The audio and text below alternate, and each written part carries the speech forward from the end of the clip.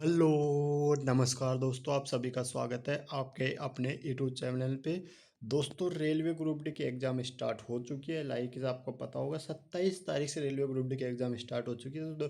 दोस्तों 27 तारीख को जो जितने भी रेलवे ग्रुप डी में लाइक क्वेश्चन पूछे गए उनका आज शिफ्ट का डिटेल में एनालिसिस करेंगे दोस्तों की लाइक कौन कौन से क्वेश्चन बन रहे हैं और कौन कौन से क्वेश्चन आगे आ सकते हैं। दोस्तों ये पूरा वीडियो आपके लिए बहुत ही हेल्पफुल होगा। वीडियो को पूरा देखेंगे तो चले दोस्तों शुरू करते हैं पहले क्वेश्चन से। तो दोस्तों क्वेश्चन पूरे ऑथेंटिक और जेन्युइन क्वेश्चन होंगे। इन क्वेश्चनों के आधार पे आपको आगे भी क्वेश्चन देखने को मिलेंगे दोस्तों। तो रियलिटी में एक्चुअल क्वेश्चन होंगे। तो देखते शुरू करते हैं। देखिए दोस्तों पहला क्वेश्चन, और पहला क्वेश्चन है देखिए दोस्तों, पहला क्वेश्चन है देखिए उल्लास, यानी अब उल्लास का मतलब उल्लास की फुल फॉर्म जान लीजिए। देखिए दोस्तों, नवा भारत से संस्कृत कल कार्यक्रम योजना के तहत 100% यानी पूर्ण साक्षर यानी फुल लिटरेट दर हासिल करने वाला तीसरा राज्य बना, यानी उल्लास योजना के तहत पूर्ण साक्षरता हासिल करने वाला तीसरा राज्य इसमें यह बताया गया है। तो दोस्तों अब देखिएगा तीसरा राज्य कौन सा बना है उल्लास योजना के तहत जो फुल साक्षर है। देखिए देखो उल्लास, उल्लास का मतलब आप देख लीजिए, इसकी फुल फॉर्म देख लीजिए, understanding life long learning for all all all in society. देखिए नव भारत साक्षरता कार्यक्रम एक केंद्रीय परियोजना है जिसमें 2022 से 2027 तक मिशन तक का मिशन चलाया गया है, और ये राष्ट्रीय शिक्षा नीति 2020 के अनुरूप केंद्र सरकार की परियोजना है। तो दोस्तों कौन सी शिक्षा नीति है 2020 वाली शिक्षा नीति के अनुसार इसमें चलाया गया है। और देखिए दोस्तों आगे भी बताया गया है, देखिए इसका उद्देश्य 15 वर्ष या उससे अधिक आयु के अशिक्षित युवाओं एवं वयस्कों में मूलभूत साक्षरता, संख्यात्मक ज्ञान और जीवन यापन की कौशल को व्यक्त करना है। राष्ट्रीय मानक के अनुसार 15 वर्ष या उससे अधिक के लोगों को 95% साक्षर दर से पूर्ण साक्षर माना जाएगा। यानी उल्लास योजना के अंतर्गत पहले राज्य के रूप में मिजोरम को पूर्ण साक्षरता दर दी गई, उसके बाद में दूसरा गोवा, और तीसरा राज्य दोस्तों आपको पता होगा त्रिपुरा। अब जून 2025 में तीसरा राज्य जो जो उल्लास योजना के तहत साक्षर हुआ जून 2025 में, तो त्रिपुरा पूर्ण कार्यात्मक साक्षरता राज्य, और चौथा राज्य दोस्तों हिमाचल, और पहला केंद्र शासित प्रदेश दोस्तों लद्दाख है जो पूर्ण साक्षर राज्य हुआ। तो दोस्तों यह आप देख सकते हो अच्छी तरीके से। अब अगला क्वेश्चन देखिए दोस्तों, 2025 में महिला अंडर 19 विश्व कप कितने जीता, यानी 2025 का जो महिलाओं का अंडर 19 विश्व कप हुआ था वो किसने जीता है।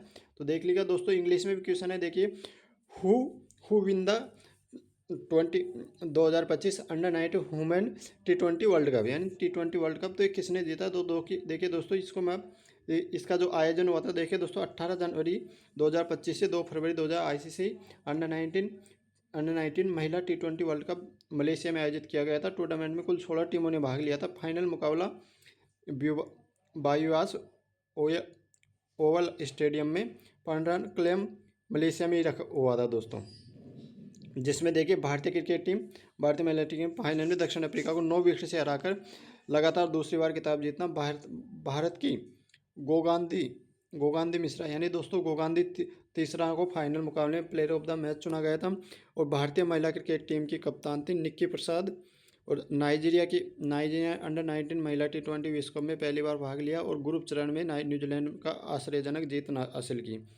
मलेशिया और सामाओ ने भी पहली बार इस विश्व कप में भाग लिया था दोस्तों। टोटल 41 मैच हुए। Player of the series India की गोगांडी तीसरा, और मोस्ट रन इंडिया की गोगांडी तीसरा यानी 309 रन।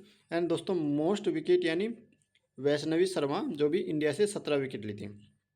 आगे देखिए दोस्तों, द क्रिकेट ए हिस्ट्री पुस्तक के लेखक कौन है। द क्रिकेट ए हिस्ट्री पुस्तक आप देख सकते हो दोस्तों, इसका लेखक कौन है तो टीम विगमोर, यानी देखिए दोस्तों टीम विगमोर और फेडरी Wilde. Test cricket a history William Hill sport book on the year award shortlist. ये तो किसके टीम विगमोर की पुस्तक है। देखिए अगला क्वेश्चन देखिए दोस्तों, शैवालों में यदि अधिक मात्रा में पोषक तत्व जैसे कि नाइट्रोजन और फास्फोरस तथा जब जल मिलाया जाता है तो मुख्य रूप से कौन सी क्रिया होती है। तो देख लीजिए दोस्तों, जब किसी जल निकाय यानी झील, तालाब, नदी में नाइट्रोजन और फास्फोरस जैसे पोषक तत्वों की अधिकता हो जाती है तो शैवाल बहुत तेज़ी से बढ़ने लगती है। और यह अधिकता शैवाल वृद्धि की प्रक्रिया यानी न्यूट्रोफिकेशन या शैवाल प्रस्तुपन कहा जाता है। तो देखिए दोस्तों, इधर होगा न्यूट्रोफिकेशन और शैवाल प्रस्तुपन, ये ऑप्शन बी सही होगा। आगे देखिए दोस्तों, नेप्थलीन के जलने पर किस रंग की ज्वाला उत्पन्न होती है। तो अब इसका देखिए, नेप्थलीन एक एरोमेटिक यौगिक है जिसमें कार्बन की मात्रा अधिक होती है, और इसके जलने पर पूर्ण दहन होता है। पूर्ण दहन होता है यानी पूर्ण दहन के से कार्बन कार्बन कण बनते हैं, और जो कि ज्वाला में पीला और धुआंधार बनते हैं। इसलिए नेप्थलीन जलने पर येल्लो, यानी नेप्थलीन जलने पर दोस्तों आप देख सकते हो येल्लो स्मोक, यानी येलो स्मोक, यानी ये दोस्तों ये ऑप्शन सी। एंड दोस्तों की पीली धुआंधार खलकी युक्त होती है। नेप्थलीन में पीले रंग की लो का कारण होता है। और नेप्थलीन एक सुगंधित कार्बोहाइड्रेट है जिसका रासायनिक सूत्र C10H8 होता है। इसमें असतपर्त बॉन्ड भी पाए जाते हैं। जलने पर यह सतपथ कार्बोहाइड्रोहार्बन की तुलना में कार्बन में उच्च अनुपात के कारण अर्धजलीय कार्बन कणों का उत्पादन कर देती है। आगे देख सकते हो दोस्तों, इन अर्धजलीय कार्बन अणुओं की उपस्थिति के कारण ही पीले रंग दिखाई देते हैं। कपूर एक अन्य यौगिक है जो जलने पर पीले रंग की ज्वाला उत्पन्न करता है। नेपथलीन के लिए दोस्तों इसका क्वथनांक 8.1 सेंटीग्रेड और गलनांक देखते हो 8.1 सेंटीग्रेड, क्वथनांक 218 सेंटीग्रेड होता है दोस्तों। अम्लीय और क्षारीय विलयनों में नेपथलीन का रंग दोस्तों क्रमशः रंगीन या गुलाबी हो सकता है। प्राकृतिक गैसों में को जलाने से उत्पन्न ज्वाला का रंग क्या होता है, तो दोस्तों नीला रंग हो जाता है। आगे देखिए दोस्तों, अगला क्वेश्चन, महाराष्ट्र का कौन सा शहर सैनिटरी और बायोमेडिकल कचरा प्रबंधन, यानी दोस्तों आगे देखते हैं सैनिटरी बायोमेडिकल वेस्टेड यानी मैनेजमेंट में एक आदर्श रूप से उभरा है। तो दोस्तों ये शहर है महाराष्ट्र का सतारा। महाराष्ट्र के सतारा जिले का दोस्तों कारंडम शहर, यानी दोस्तों ये आप देख सकते हो करंडम शहर, जो कि सैनिटरी और बायोमेडिकल कचरे में 100% सुरक्षित पृथक्करण, संग्रहण और निपटान को प्राप्त कर चुका है। और यह मॉडल उच्च तापमान पर जलने के माध्यम से सुरक्षित निपटान सुनिश्चित करता है। ये कौन सा शहर भारत का पहला एकीकृत कचरा प्रबंधन शहर, तो दोस्तों गोरखपुर उत्तर प्रदेश का। डिगुकेश के अलावा 2024 में मेजर ध्यानचंद खेल रत्न पुरस्कार किसे मिला गया था। तो दोस्तों इसमें तीनों, और मनु भाकर, हरमनप्रीत सिंह और प्रवीण कुमार, तीनों को मिला था। तो डी गुकेश के अलावा 2024 में मेजर ध्यानचंद खेल रत्न पुरस्कार पाने वाले देखिए दोस्तों, हरमनप्रीत, आप ये देख सकते हो, हरमनप्रीत हॉकी से, मनु भाकर निशानेबाजी से और प्रवीण कुमार पैरा एथलेटिक्स से। इन सभी को 17 जनवरी 2025 को राष्ट्रपति भवन में अर्जुन पुरस्कार दिया गया था। आगे देख, यानी दोस्तों खेल रत्न पुरस्कार। आगे देखिए, अर्जुन पुरस्कार सबसे अधिक किस खेल में दिए गए थे, यानी 2000 जो भी अर्जुन पुरस्कार 2024 देखिए दोस्तों, अर्जुन पुरस्कार 2024 34 खिलाड़ियों को दिए गए, जिनमें 32 रेगुलर कैटेगरी में और 2 लाइफ टाइम कैटेगरी में दिए गए, जिसमें 17 देखिए दोस्तों पैरा खेल, यानी कुल 17 पैरा एथलेटिक्स को अर्जुन पुरस्कार दिए गए। इनमें para badminton Nitish Kumar, para athletics Dharmveer Navdeep Singh, para तीरंदाजी राकेश कुमार, पैरा शूटिंग में मोना अग्रवाल और रूबनी फारसी को। आगे देखिए दोस्तों, हॉकी में कई पुरुष हॉकी खिलाड़ियों को पुरस्कार दिए, जिनमें कप्तान हरमनप्रीत सिंह, मेजर ध्यानचंद खेल रत्न पुरस्कार, और जसमीनप्रीत सिंह, सुजात सिंह, सुक्का सिंह एंड अभिषेक शामिल है। आगे देखिए दोस्तों, एथलेटिक्स में दिए गए जो देख सकते हो आप, ज्योति याराजगी एंड दोस्तों अनुरानी भाला फेंक में अर्जुन पुरस्कार दिए, और अन्य खेल यानी मुक्केबाजी में नीतू और स्वीटी को, तैराक में सजना प्रकाश और स्वैग में अभय सिंह जैसे अन्य खिलाड़ियों को ये पुरस्कार दिए गए थे। आगे देखिए दोस्तों, अगला क्वेश्चन, तीसरे बच्चे के लिए भी मातृत्व अवकाश यानी मैटरनिटी लीव उपलब्ध होने संबंध में बयान किस न्यायालय में द्वारा दिया गया। तो दोस्तों ये अगर कोई तीसरा बच्चा करता है तो उसके संबंध में मैटरनिटी लीव के संबंध में कौन से हाई कोर्ट ने अभी बयान दिया है। तो देख सकते हो दोस्तों, तीसरे बच्चे के लिए मातृत्व अवकाश उपलब्ध होने का कथन भारत के सर्वोच्च न्यायालय के उमा देवी बनाम तमिलनाडु राज्य सरकार ने एक अन्य मामले में 23 मई 2025 को दिया था। न्यायालय ने फैसला सुनाया है कि किसी सरकारी कर्मचारी को उसके तीसरे बच्चे के लिए मातृत्व लाभ से वंचित करना गैरकानूनी है। मातृत्व अवकाश के उसके अधिकार को संवैधानिक अधिकार के रूप में बरकरार रखा। तो दोस्तों कौन सा हाईकोर्ट हो जाएगा, मद्रास हाईकोर्ट तमिलनाडु सरकार के संबंध में। तो इसमें देखिए दोस्तों ऑप्शन, यानी भारत सर्वोच्च न्यायालय, भारत के सर्वोच्च न्यायालय ने के उमा स्वामी बनाम तमिलनाडु सरकार के अन्य मामले में। तो दोस्तों इसका जो आंसर होगा दोस्तों भारत का सर्वोच्च न्यायालय होगा।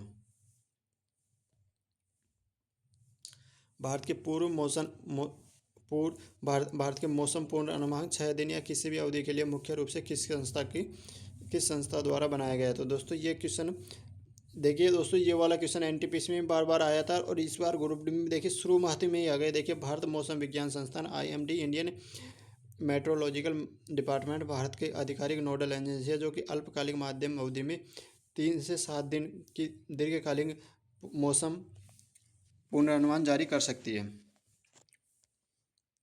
आगे देखिए दोस्तों, 50 हर्ट्ज की आवृत्ति वाली तरंग का आवर्तकाल कितना होता है। तो तरंग का आवर्तकाल दोस्तों, तरंग का आवर्तकाल का सूत्र होता है, देखिए दोस्तों, यानी आवर्तकाल का सूत्र होता है टी बराबर 1/f। तो एफ दोस्तों यहाँ पे आवर्ती को डिनोट करता है और टी समय को डिनोट करता है। तो आप यहाँ पे जो 50 है उसको यहाँ रख सकते हो एंड दोस्तों उसके बाद में आपका ये आवर्तकाल निकल जाएगा 0.2। तो देखिए दोस्तों, 30 जून 2025 को तेलंगाना में हुए रासायनिक गैस यानी फैक्ट्री विस्फोटक रासायनिक दुर्घटना कांड में यह घटना किस जिले में हुई थी। यानी जो तेलंगाना में फैक्ट्री विस्फोटक कांड हुआ था वो किस जिले में हुआ था।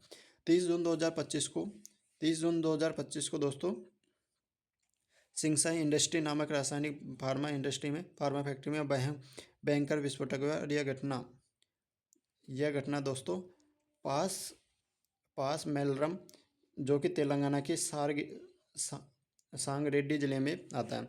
आगे देखिए दोस्तों अगला क्वेश्चन, भारत में 22 अनुसूचित भाषा में युवा लेखकों को कौन सा पुरस्कार दिया जाता है। तो यानी 22 भाषाओं में जो युवा लेखकों को कौन सा पुरस्कार दिया जाता है दोस्तों। तो अगला देखिएगा 22 भाषाओं में, देखिए दोस्तों 22 भाषाओं और अंग्रेजी और व राजस्थानी जैसे कुल 24 भाषाओं में युवा लेखकों को साहित्य अकादमी पुरस्कार दिया जाता है। उद्देश्य, यह पुरस्कार 35 वर्ष या उससे कम वर्ष के युवा लेखकों को प्रोत्साहित करने के लिए 2011 में शुरू किया गया था। पुरस्कार की राशि दोस्तों 50,000 नगद राशि और एक उत्कीर्णित ताम्र पट्टिका और एक प्रशस्ति पत्र भी दिया जाता है। अगला क्वेश्चन देखिए दोस्तों, पौधों में प्रकाश संश्लेषण के लिए कौन सा ऊतक मुख्य रूप से जिम्मेदार होता है। यानी पौधों में प्रकाश संश्लेषण के लिए कौन सा ऊतक मुख्य रूप से जिम्मेदार होते हैं। देखिए प्रकाश संश्लेषण के लिए मुख्य रूप से पत्तियों में मेसिपोफिल ऊतक होता है जो कि पैराकाइमा ऊतक का भी एक विशेष प्रकार होता है। यानी पैराकाइमा दोस्तों इसका आंसर आ जाएगा। अभी पैराकाइमा को इसका में हरित लवक पाए जाते हैं जिनमें से प्रकाश, यानी दोस्तों हरित लवक पाए जाते हैं जिनमें से प्रकाश संश्लेषण की प्रक्रिया होती है। जाइलम। आगे देखिए दोस्तों अगला जो अब क्वेश्चन देखिए दोस्तों, ये जो मैं टॉपिक बता रहा हूँ आपको ये बहुत इंपॉर्टेंट टॉपिक है। एक एक लाइन के, जाइलम जल एवं खनिजों का परिवहन करता है, फ्लोएम भोजन का परिवहन करता है और क्लेन काइमा पौधे में यांत्रिक सहारा देता है, ना कि प्रकाश का संश्लेषण करता है। अगला क्वेश्चन देखिए दोस्तों, क्रियाशीलता श्रेणी यानी रेगुलेटिंग सीरीज निम्नलिखित में से माध्यम स्थान पर आने वाले तत्व कौन सा होगा। यानी दोस्तों क्रियाशीलता श्रेणी में मध्य स्थान पर आने वाला तत्व कौन सा होगा। तो दोस्तों आप देख सकते हो, आप देख लियो ये तत्व है। देखिए दोस्तों क्रियाशीलता श्रेणी की, और देखिए इसमें टॉप पे देखिए, टॉप यानी ये रिएक्टर देखिए नीचे से ऊपर जा रही है। तो टॉप पे देख सकते हो potassium, sodium, lithium, barium and strontium और कैल्शियम, और फिर मैग्नीशियम। तो दोस्तों एल्युमिनियम, अब जो दोस्तों मध्य में आ गए देखिए एल्युमिनियम, जिंक, मैग्नीशियम, ये दोस्तों कैरोसियम, iron, cadmium, cobalt, nickel, tin और लेड आते हैं दोस्तों। और नीचे आप देख सकते हो दोस्तों हाइड्रोजन आता है इसमें, hydrogen, antimony, bismuth, copper, mercury, silver, gold और प्लेटिनियम। ये दोस्तों ये देखिए हाई अनरिएक्टर है और ये रिएक्टर एंड एसिड है और ये रिएक्ट विद वाटर है। तो आप देख सकते हो दोस्तों क्रियाशीलता श्रेणी में निम्नलिखित में से मध्य स्थान पर आने यानी सोडियम, पोटेशियम, लोहा और पारा। आप देख सकते हो दोस्तों सोडियम है टॉप पे है तो ये मध्य में नहीं आएगा। उसके बाद में पोटेशियम भी टॉप पे है दोस्तों, तो ये भी मध्य में नहीं आएगा। अब लोहा और पारा में देखिए दोस्तों, देखिए लेड, टिन, निकिल, कॉपर, ये देखिए आयरन आ गया है दोस्तों, ये मध्य में आएगा। और पारा HG भी नीचे देखिए दोस्तों, मरकरी भी नीचे चला जाएगा। तो आगे देखिए दोस्तों, कॉपर सल्फेट के विलयन में जिंक डालने पर कॉपर सल्फेट का रंग कैसा हो जाता है, यानी दोस्तों कैसा रह जाता है। तो कॉपर सल्फेट के विलयन में देखिए दोस्तों जिंक डाले जाएगा तो कॉपर सल्फेट का रंग कैसा हो जाएगा। देखिए दोस्तों कॉपर सल्फेट का विलयन कॉपर सल्फेट का विलयन नीले रंग का हो जाता है। जब जब इसमें जिंक डाला जाता है तो जिंक से अधिक जिंक कॉपर से अधिक क्रियाशील होने के कारण विस्थापन अभिक्रिया होती है। जैसे दोस्तों Zn+Cu SO4, तो Zn यानी Cu विस्थापित कर देगा दोस्तों Zn को, और ZnSO4+Cu बन जाएगी। तो जिंक कॉपर को उसकी यौगिक से हटाकर स्वयं जिंक सल्फेट यानी जिंक सल्फेट बना लेता है और रंगीन हो जाता है। इसलिए आगे दोस्तों इसलिए विलयन का रंग नीले नीले से रंगीन हो जाता है और तले में लाल भूरा कॉपर जमा हो जाता है। तो दोस्तों तो ये जो रिएक्शन होती है दोस्तों, ये विस्थापन अभिक्रिया होता है और ब्लू सॉल्यूशन बिकम क्लोरेट, तो ये होता है दोस्तों। अगला क्वेश्चन देखिए दोस्तों, नासा नासा के उपग्रह डेटा का उपयोग करके नासा के उपग्रह डेटा का करके किए गए अध्ययनों में से पता चलता है कि हिमालय की बर्फ पर किसके उत्सर्जन का महत्वपूर्ण प्रभाव पड़ता है। तो दोस्तों ब्लैक कार्बन यानी खलकी का महत्वपूर्ण प्रभाव पड़ता है। आगे देखिए तो ब्लैक कार्बन के उत्सर्जन का महत्वपूर्ण प्रभाव पड़ता है, जिसमें ग्लेशियरों के पिघलने की दर तेजी से हो गई है। अगला क्वेश्चन देखिए दोस्तों, निम्नलिखित में से किस यौगिक में ऑक्सीजन नहीं होता। निम्नलिखित में से किस यौगिक में ऑक्सीजन नहीं होता। तो आप देखिए दोस्तों, इसमें एल्कोहल यानी एल्कोहल ROH समूह होता है, एल्कोहल एल्कोOH होता है, ऑक्सीजन होती है। और आगे देखिए दोस्तों, कीटोन में कार्बोनिल समूह यानी C डबल बॉन्ड O के रूप में ऑक्सीजन होती है। तो दोस्तों इसमें जो आएगा ये भी आएगा, देखिए दोस्तों एल्किन जबकि एल्केन में केवल कार्बन और हाइड्रोजन ही से ही बनते हैं, इसमें ऑक्सीजन का कोई परमाणु नहीं होता दोस्तों। तो कार्बोक्सिलिक में भी होएगा। और शतरंज खिलाड़ी वतिका अग्रवाल को डिगो के इसके साथ में राष्ट्रीय खेल पुरस्कार 2024 सम्मानित किया गया, जहां यह अर्जुन पुरस्कार जीता था।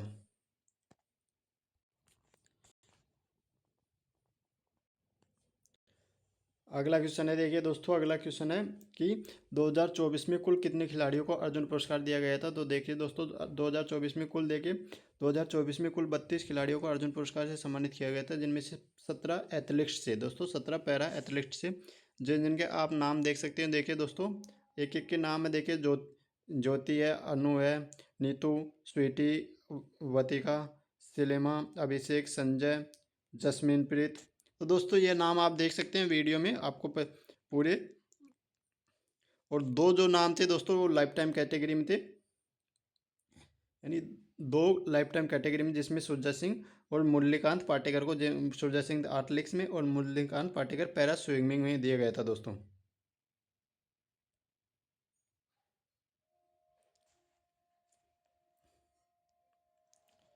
आगे देखिए दोस्तों मटर का पौधा, आगे अगला क्वेश्चन है, देखिए दोस्तों मटर का पौधा किस प्रक्रिया द्वारा सहारे के लिए अन्य पौधों के कचरे को चारों ओर छड़ता है या लिपटता है। यानी दोस्तों कौन से सहारा लेता है मटर का पौधा। मटर के पौधे में यानी दोस्तों लताएँ होती हैं, यानी लताएँ होती हैं। ये लताएँ किसी सहारे यानी जैसे कि डंडे या अन्य पौधे में स्पर्श में आती है और वे उस वस्तु के चारों ओर मुड़ने और लिपटने लगती हैं और उत्तेजना स्पर्श होती है। इसी प्रक्रिया को दोस्तों स्पष्ट पुनरुत्पादन कहते हैं। और विकल्प देखिए दोस्तों, स्पष्ट पुनरुत्पादन कहा जाता है दोस्तों, ये वाला होगा इसमें। आगे देखिए दोस्तों, प्रकाश की ओर वृद्धि करता है, जल की ओर वृद्धि करता है और गुरुत्वाकर्षण के प्रभाव को तो रोक। तो दोस्तों ग्रेगर और मेंडल के रूप में के मुख्य रूप से किस विषय के बारे में बताया। तो गेंगेज और मेंडल ने दोस्तों आनुवांशिक, यानी दोस्तों मुख्य रूप से ये देखिए दोस्तों ऑप्शन बी हो जाएगा, आनुवांशिक के जनक कहा जाते हैं। उन्होंने मटर के पौधे का उपयोग करके यह बताया था कि लक्षण माता पिता से संतान में कैसे स्थानांतरित होते हैं। मेंडल के आनुवांशिकता के 3 नियम है दोस्तों, एक प्रभुत्व का नियम, एक वियोजन का नियम, एक स्वतंत्र वर्गीकरण का नियम। ये सिद्धांत जेनेटिक्स के अंतर्गत आते हैं और गैगरे जॉन मेंडल के मुख्य रूप से आनुवांशिक के बारे में ही बताया था।